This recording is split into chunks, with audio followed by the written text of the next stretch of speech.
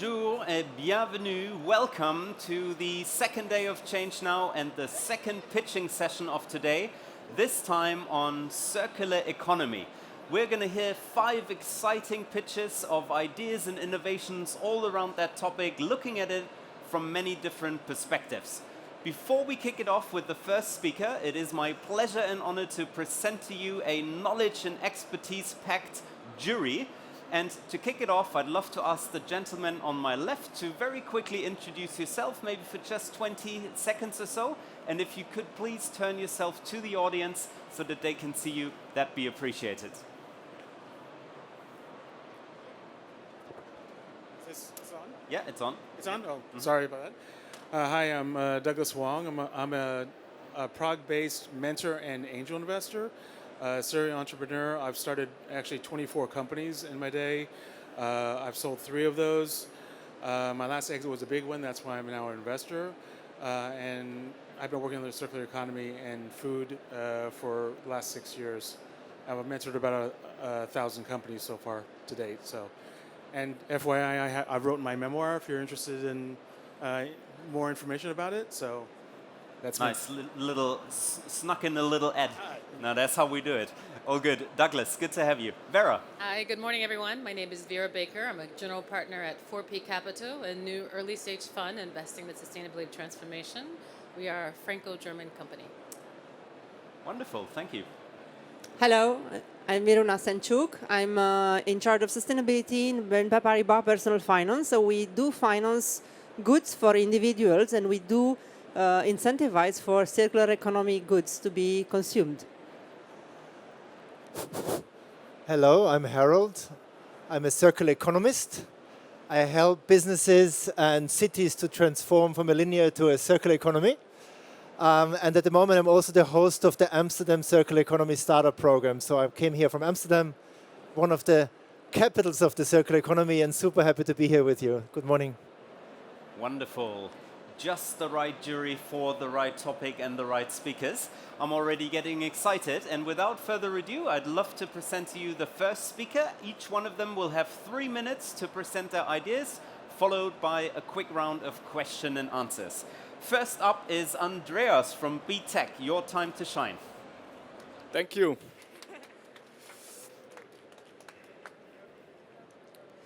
Reducing the weight of vehicles is mission critical for mobility manufacturers because they have to meet the CO2 targets of the EU Green Deal. And to make EVs attractive, they have to increase the range. But the problem for the OEMs is the commonly used lightweight materials, such as aluminum or glass fiber composites, they emit large quantities of CO2 during production. And it gets even worse at the end of life, because oftentimes glass fiber composites end as non-recyclable waste in landfills. We at BEHtec have developed a technology that makes natural fibers a competitive lightweight material. Our process maximizes material efficiency, and we can lower the production waste by up to 70%. And compared to the conventional materials, our natural fibers have less weight of up to 30%. And we set new standards in sustainability, up to 90% less CO2. And actually, we store CO2 during the life. And what is above all that? Our material is beautiful. The natural and modern appeal catches the eye. And it has the potential for differentiation, especially in mobility. Our technology is patented, and we can produce a near-net shape that is tailored to the needs of the customer. With our demonstrators, we have shown the excellent material characteristics of natural fibers, and we have shown that the CO2 reduction potential is real. Actually, right now we are working on small serious projects for parts of camper vans and for commercial vehicles. And together with sports equipment, this will be our market entry. In the future, we are addressing markets that have more demanding material requirements and regulatories, such as rail and aviation. For our seed financing round, we are looking for 1.5 million to expand our production capacities, and we want to invest in automation. We are establishing the next generation of lightweight materials. Thank you. Amazing. Clear solution and clear call to action. That's just how we like it here. Very well, thank you. Next up is Adi from Biotic. Your 3 minutes.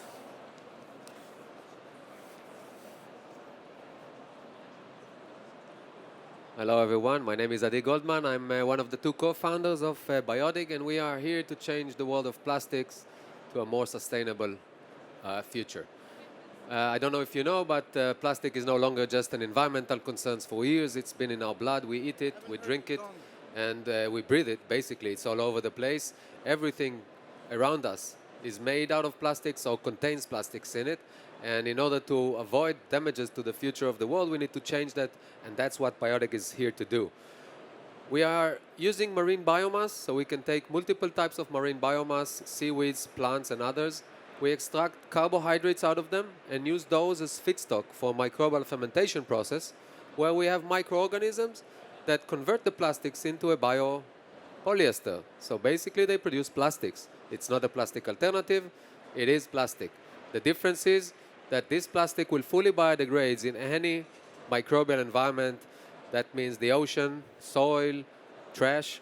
So basically it's the same look and feel, same processing capabilities, and the end of life, when you throw it away, it will biodegrade, leaving no microplastics, leaving no hazardous materials, just go back to be CO2 and water.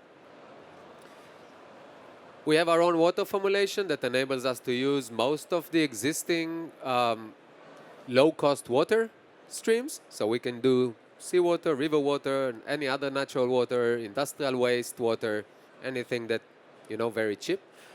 We are doing a non-sterile and continuous fermentation that enhance productivity, reduce maintenance, reduce energy cost, and provide us with the ability of scaling up. We can fit existing production lines, so the manufacturers would not need to change anything in their process. We target our product to be at the same cost as fossil-based plastic, so basically it's a no-brainer. If you're using any type of plastic in your production, you can drop in our solution and you have the same product with the benefits of being fully bio-based and fully biodegradable. We can answer the left side, which is basically what everybody is looking for, food packaging or consumer good packaging, but our process allows us to control also the characteristics of the polymer. So we can do anything from very soft packaging all the way to very rigid auto parts, home compliance, etc. And we also extract byproducts that can serve other industries like proteins, pigments, and others. We have a great team, mostly biologists. We are based in Israel, and we are fundraising today in order to establish our facility in Europe and expand our capabilities of production, enhancing our test with end users. We are ISO certified, and if you want to see us, we have a booth here. Please come by. Happy to share more information. Thank you so much. Wonderful. You can pass this on. Thank you. That was Adi, and sounds like a no-brainer indeed. So much success with your innovation. Next up is Rafiq from HELIOSAND. Your time to shine. Hi, everyone. The question is it possible to turn the most toxic and dangerous waste in the world into safe and clean resources for the construction industry? So the first challenge that comes with this is that circular economy comes always hand in hand with CO2 emissions. So anytime you recycle something, it's done with fossil fuel. And the second challenge is that circular economy is a lie. In fact, here in France, you can see in the graph, we produce 310 million tons of waste per year. And most of it is from construction. A little is pollution, household waste. Nearly 40% is impossible to recycle. And what we do with impossible to recycle waste? First of all, it's incinerated. Second, it goes into landfill. And the worst of all, it goes and it is dumped into the ocean. So that's a horrible lie there. But my name is Rafik Kefash, and with our team at HELIOSAND, we found a solution. Because for many years, we've been swiping all the waste under the rug. And the solution is using a giant magnifying glass. So you all know this object when you were little, you played with it. So our technology is putting this at a huge industrial scale, just like the cupola that you have above you. So concretely what happens is we melt, we make lava using only solar energy. Because what's the point of recycling by emitting CO2? So you have there the first CO2-free technology to neutralize any pollution. These are the examples of waste we've been able to neutralize. On the left, you have mineral waste from construction. That's the biggest amount of waste there is anywhere in the world. And on the right, you have all the pollution. And we invented a process in order to rendering it into the first concrete in the world made 80% out of waste and entirely produced with renewable energy. The 20% needed is you need to add a little cement. Okay, we reduce by half the amount of cement in there, but we replace 80% of it. The market is huge because there's 3 markets in front of us: recycling, the equipment for renewable energy, and construction. So the company is 4 years old. We did 2 fundraisers and 5 prototypes, and today we're raising to make the industrial scale machine. We're raising 1.3 million, and this is mainly for the industrialization. So please take a picture of this QR code. It's a way to get in contact with us. Thanks for your time. Thank you. You can pass this on to the next. That was Rafik with a mega-sized magnifying glass. Every child's dream, that is. Next up is Orion from LiquidGold, Africa.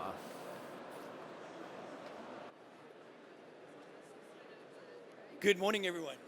Imagine waking up at 12 o'clock at night and having to go to the bathroom. But the mission to the bathroom is through a rigid area, it's dark, there's a lot of waste that's walking around, and this is what happens for almost 20 million people in South Africa, access to safe sanitation, and we exist to close that gap. So 2.4 billion people on our planet still don't have access to safe sanitation. Water security is at the highest point ever. In South Africa, it's the 3rd driest country in the world, and more importantly, the inputs for agriculture is increasing by over 30 to 50%. So we exist to close this. We provide safe access to sanitation at a city-wide level. We also provide circular economy sanitation technology as well as intervention to create agriculture byproducts for regenerative soil. How do we do this? And the magic is we offer a urine diverting toilet to the informal marginalized communities. We divert that waste, urine, as well as fecal matter, including kitchen waste, which comes into our depot. Then we have state-of-the-art back-end solutions that converts urine into fertilizer, thermocomposting, as well as black soldier fly through the process. So this is the technology. For every 98 liters of urine, we get 1 kilogram of a high valuable phosphate-based fertilizer. It has been proven, it has been tested, and it has field trials with yielding between 20 to 35% better yield production, and more importantly, keeping the microbes and the nutrients back in the soil. So how this works, we separate everything at source. The urine comes in and it gets processed through the reactor. The kitchen organic waste gets processed through black soldier flies, and the fecal matter gets processed through thermocomposting to create agriculture byproducts, animal feed, fertilizer, as well as compost. In terms of the market, the global market to address the sanitation crisis is over 280 billion. But in South Africa, our addressable market size for fertilizer is 15 million, and the black soldier fly industry is increasing by 37% per annum, and our addressable market is worth $511 million. Traction so far, we have reached $4 million worth of revenue. We've partnered with big corporate banks. We are producing over 20 tons of production a year, and we are reaching close to about 22,500 people every day that we serve with safe sanitation. So that's our impact profile. Why would anybody want to do this? Because cities around the world don't have inclusive sanitation and equal sanitation. And most of the challenges, most of that waste lands up on our aquatic system and back into our ocean, causing eutrophication, overload of nutrients. That's the importance of keeping the waste off the grid. So our revenue model, we make money off the infrastructure that we deploy, off the byproducts that we sell, and also impact-linked finance as well as carbon credits. Our team of P cyclists, we got a guys of 20 guys. Please come join us at the booth in South Africa to come see some of the products. And thank you so much for the opportunity. Wonderful. You can pass this on to the next. Turning urine into fertilizer. Quite brilliant. Love it. Next up and last is Jonne from RePack. Please. Hi, Jonne from RePack. I started with circular economy 40 years ago, collecting cans and bottles and returning those to the stores to get some pocket money. Finland has a return rate for bottles and cans at 97%, and we wanted to apply this thinking and approach to e-commerce. We started with a focus on the consumer, how to return your packaging when you buy something online. And we designed something that fit into a letter size when empty. You can return an empty RePack to any postbox anywhere in the world. So we created a category for reusable design by identifiable, foldable, letter-size packaging, so much that it became category-defining design, where all the other innovative startups that started to follow used the same design as we did. However, what they kind of missed, and what we have already missed, is that the packaging doesn't scale. This return channel doesn't scale. And we know this because we work with all the big players from Amazon, Zalando, H&M on a pilot level. And we know what reusable packaging needs when it comes to high volume operations. It means every second counts, every centimeter counts. And single-use packaging has had decades of innovation to improve that. So we've used their approach a little and improved our packaging so that now we have reusable packaging that is safe to pack, as quick as single use, and easiest out of all the reusable packaging solutions in the market. Current focus is on soft packaging because it falls in the small size, but the reusable packaging isn't really about packaging. It's about the return channels, how to return an empty packaging. When I return bottles, I can take them to any grocery store in Finland. I get my money back. With reusable packaging in e-commerce, we're now working with different operators, be it postal companies, locker services, grocery stores, and retailers who take part, all trying to find a way to respond to new EU legislation that requires 40% of all e-commerce packaging to be reusable in 2030, going up to 70% in 2040. This is a huge shift in packaging in Europe in the next decade or so, and a huge opportunity for reusable packaging operators. So we at RePack, we are making reuse convenient for consumers, rewarding and fun. And how we're going to do this is that with the help of EU funding, due to the legislation, and some private capital. And how we make it fun, I'll tell you more about that next year. Thank you. Wonderful. You can stay with me. We're going. Wonderful. Thank you so much. I would love to ask the speakers to rejoin me on stage for a bit of Q&A, meaning I now direct my attention to you, the jury, and we eagerly await your question. Who wants to kick us off? I will, if you don't mind. So I have a question for the RePack. Sorry. How are you integrating with existing logistics systems right now, or e-commerce players?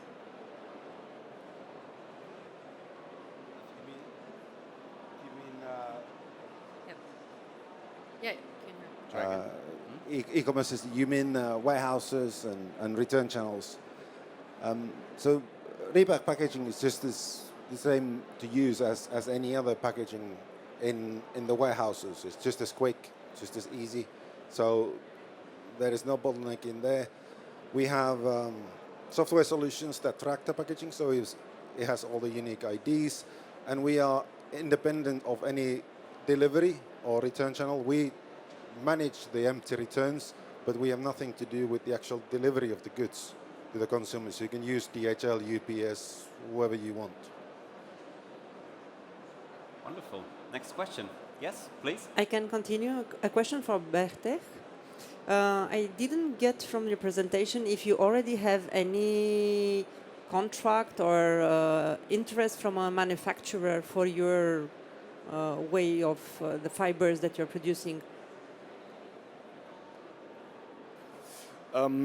Yes, we're working on a small series projects for the roof of camper vans, and we have a contract for that.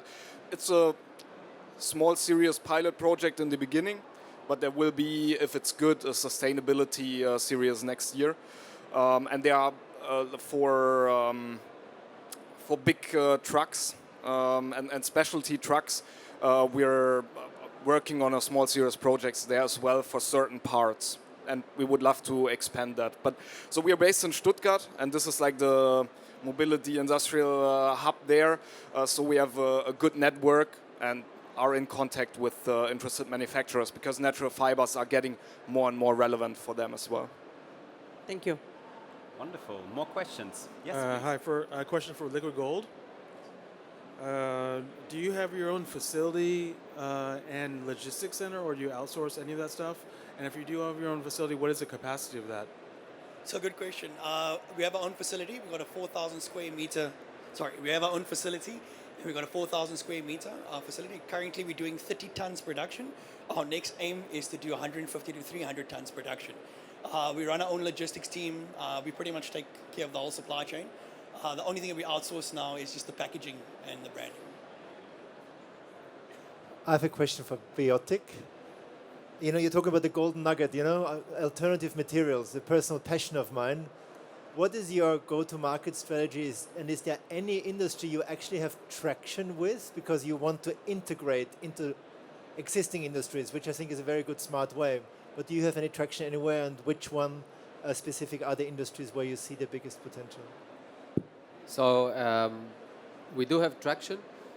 We are looking at being at the beginning of the supply chain, so providing the raw materials. We are not into doing films or the final products. The idea is to integrate into the beginning of the supply chain, so replacing fossil-based plastic producers, going through the master batch producers and into the final customers. We have traction. We've done intense testing with auto parts manufacturers with great success. So now we're scaling up to do an actual inline testing on a final product they've selected. Up until now, it was mechanical like elements that they've tested. We have traction with food and beverage manufacturers, consumer good packaging, cosmetic packaging. We are now doing some trials on coating for paper-based packaging for drinks, milks, and things like that. And lastly, it's about fibers. So we're going to do some testing about fibers, producing yarns that are fully made of bio-based materials. So that's the idea. I hope I answered the question. Wonderful. Question here from my left. Last question for you. How defensible is the tech, and can others replicate the solar furnace? Sorry. How defensible is the tech, and can others replicate? How defensible is the tech, and can others replicate the furnace or the lens setup? What do you mean by defensible? I mean, can others do it? I mean, who's your competition we today? We own 4 patents, and we have so much advance on everybody. The issue is how to make a large lens, right? And the industry have been stocked for 50 years. Actually, the biggest lens there is in the world is in Japan, and it's 10 square meters. And we cracked it because we're not a large corporation. We did it in my garage. So we discovered, and we made the first one that it's something like 20 to 22 square meters.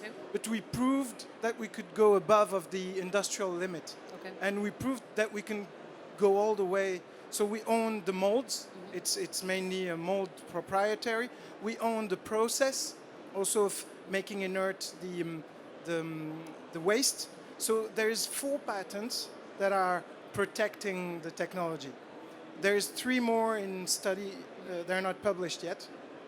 But I would say and there's secrets. There's obviously the recipe between the matrix of inert waste and the pollution. That's a special recipe, and this is secret. It's not patented, so we have a sort of a protection in everywhere. And what I would say the biggest protection is our advance. We're so far ahead of everybody. That's our main protection. Thank you.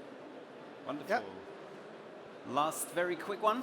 I would like to rebound just on you. I did get the pollution part, the neutralization of Yeah. pollution. I didn't get the decarbonation part. So the energy to melt the waste is solar. So when you recycle something, the energy you need is heat, right? Okay. How do you get heat? Most of it is from fossil fuel. We get the heat directly with the sun. Okay. There's no fossil fuel, no electricity, nothing. It's free and clean and carbon neutral. Thanks for your question. Okay, wonderful. Please put your hands together for these wonderful 5 speakers and their ideas. Thank you so much. 3 very quick things. Now, number 1, thank you to the jury and to you speakers. You can continue your conversation in the networking area.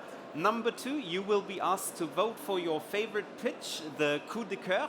And number 3, we're going to start back here in just 3 to 4 minutes with another round of pitches, this time on the topic of fashion. So stay tuned. It's coming up right away. Thank you so much.